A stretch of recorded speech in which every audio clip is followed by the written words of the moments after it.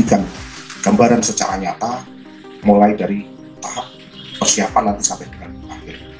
Rekan-rekan yang saya banggakan bahwa pada kegiatan rekonstruksi ini diawali dengan persiapan yang mana persiapan tersebut dilaksanakan sebanyak 12 rangkaian, yang mana yang seharusnya untuk kegiatan rekonstruksi dilaksanakan mulai dari rumah daripada si tersangka.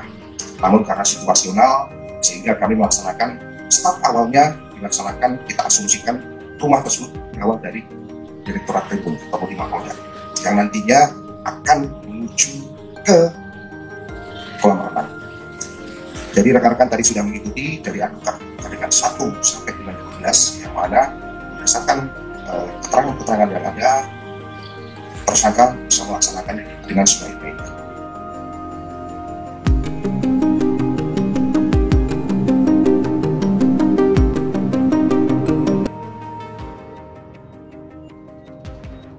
Polda Metro Jaya bakal menggandeng sejumlah ahli untuk mengusut kasus kematian anak Tamara Tiasmara, Raden Andante Halif Pramudityo atau Dante, 6, dengan tersangka Yuda Arfandi.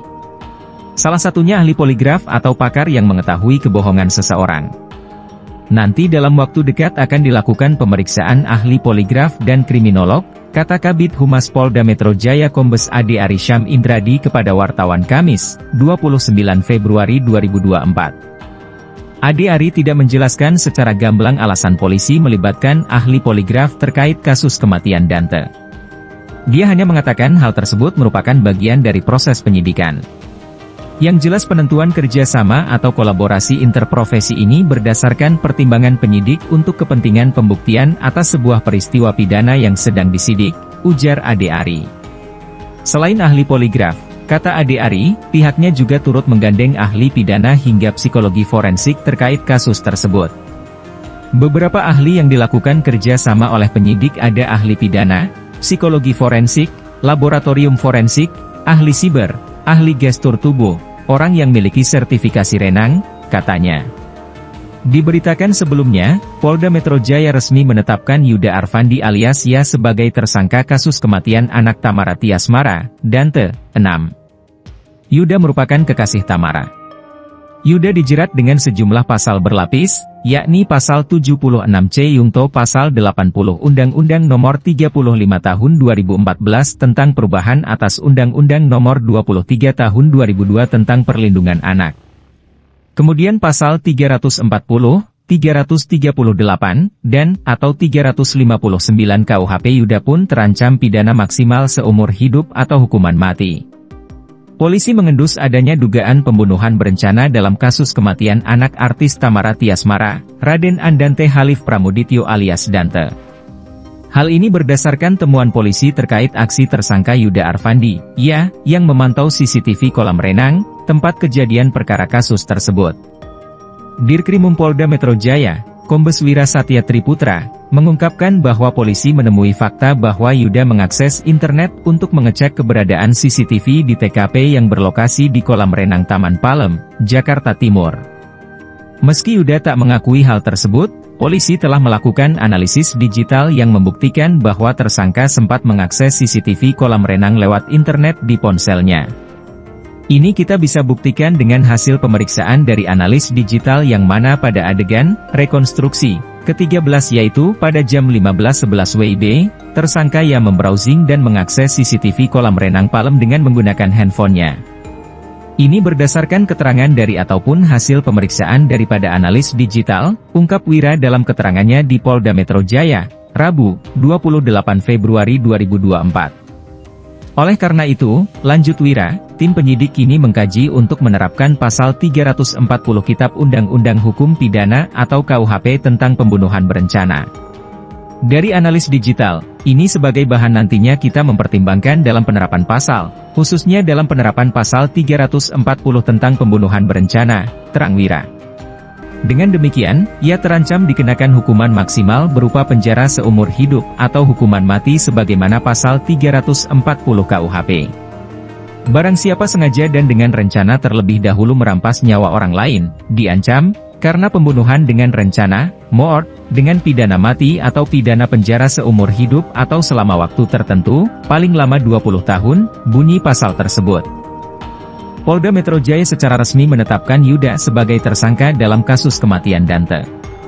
Yuda yang merupakan kekasih Tamara juga dijerat dengan beberapa pasal lain di antaranya, Pasal 76C Yungto Pasal 80 Undang-Undang Nomor 35 Tahun 2014 tentang perubahan atas Undang-Undang Nomor 23 Tahun 2002 tentang perlindungan anak.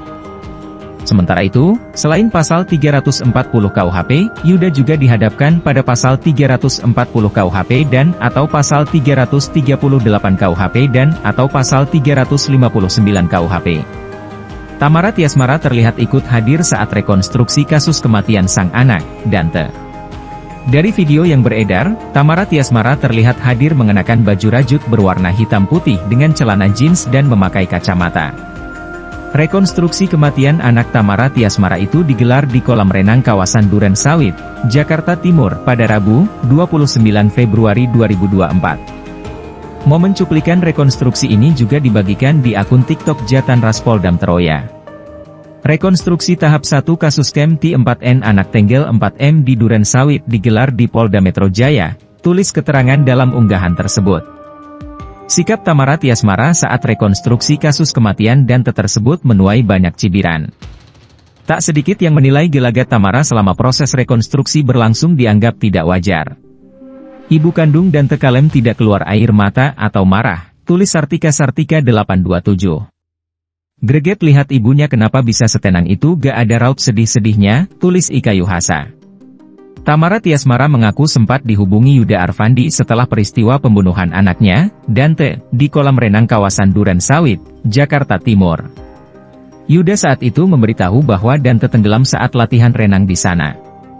Waktu itu dia cuma bilang, "Udah di mana?" Aku bilang di tol.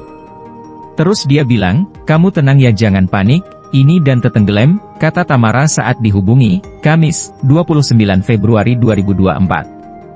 Tamara mengaku panik saat mendengar informasi tersebut. Tamara pun lanjut bergegas pergi ke rumah sakit, RS, untuk melihat kondisi Dante. Terus ya siapa yang bisa tenang udah kayak gitu. Aku panik, aku terus teleponan sampai RS itu, terus komunikasi, ujarnya. Dalam kasus ini, Yuda Arfandi sudah resmi ditetapkan sebagai tersangka dan ditahan di rutan Polda Metro Jaya. Yuda dijerat pasal perlindungan anak dan atau pasal 340 KUHP dan atau pasal 338 KUHP dan atau pasal 359 KUHP. Dante ditenggelamkan 12 kali. Dirkrimum Polda Metro Jaya Kombes Wira Satya Triputra mengatakan, dari hasil analisis rekaman CCTV, diketahui Dante dan Yuda beraktivitas di kolam renang selama 2 jam 1 menit. Hasil analisis dari rekaman CCTV yang dilakukan pemeriksaan bahwa rekaman tersebut yang kami ajukan memiliki durasi kurang lebih sekitar 2 jam 1 menit.